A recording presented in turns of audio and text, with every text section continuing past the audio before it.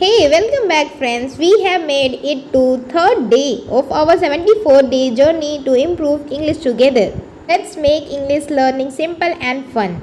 You know, a journey of 1,000 miles begin with the courage to take one step. In today's video, we will make grammar easy and enjoyable. I promise you won't even feel like you are studying grammar. Whether you are in an intermediate level and advanced level, you will discover amazing vocabulary and smart grammar tips to make your sentences more impressive and colorful. And stay with me till the end because I will share you some ninja technique to help you remember vocabulary for a long time. So let's get started. Let's talk about helping verb is, am, are, was and were. These verbs help us describe time in a sentence.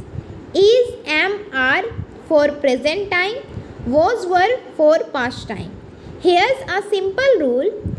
Keep in your mind, use is for singular subject, am used for I and use are for plural subject. Now come to the past time. Was used for singular subject and now were used for plural subject. Is it clear now? Example, she is happy. I am excited. They are ready. In past time, she was tired. We were late. Come to the negative sentence. Add not after the helping verb. Okay. I am not tired. She was not happy. They are not here. How can you form the question? So, helping verb we use before the subject. Means in starting we use helping verb when they come to the forming the question. Is she coming? Were they late?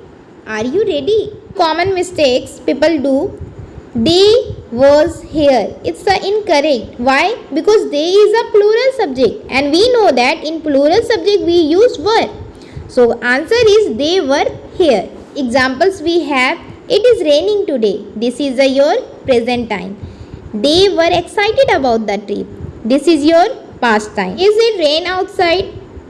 This is question forming in past time or present time. What do you think? Let me in the comment section. So we can say that is, am, are present time and was, were represent past time. Example, the food at the restaurant was out of this world. Was tell us here this is a time of past. Now in singular subject we use was and is. In plural subject we use were and are. Some example we can take. Your behavior was out of the line. It's your past tense. Now it is great to finally meet you in a person. It's a present tense.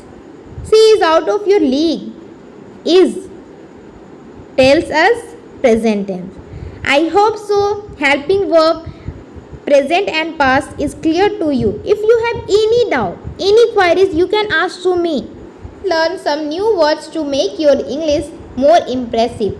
First word is ingenious. Ingenious means someone or something that is very clear or skillful.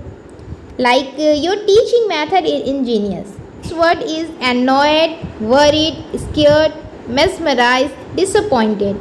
Annoyed means feeling irritated. I was annoyed by the sound noise. Worried means feeling anxious and we can say concern. Like she looked worried about her exam. Next is scared, feeling afraid. I was scared during the thunderstorm. Next is mesmerized, means fascinated. I was mesmerized by the magician tricks. Last is disappointed, feeling unhappy. He was disappointed with the test result. Next is knowledgeable, well informed. After that is spendthrift, a person who spends more recklessly. Miser, a person who is stingy. Now, how can you remember these words for a long time? Here's a ninja trick. Connect the word to a real life person or event. For example, if your friend wasted money a lot, think of him when you hear the word spendthrift. This is where you create a story in your mind and the words stay with you. This is a homework time. Your homework is make 5 sentences using is, am, are, was, were, and also use the vocabulary words we learned today in your sentences. For example, he is an exceptional player.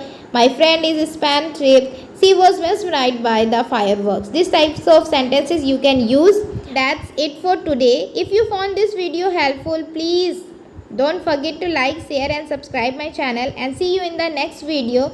Happy learning and keep practicing. Till then, bye and take care of yourself. Thank you so much for watching my video.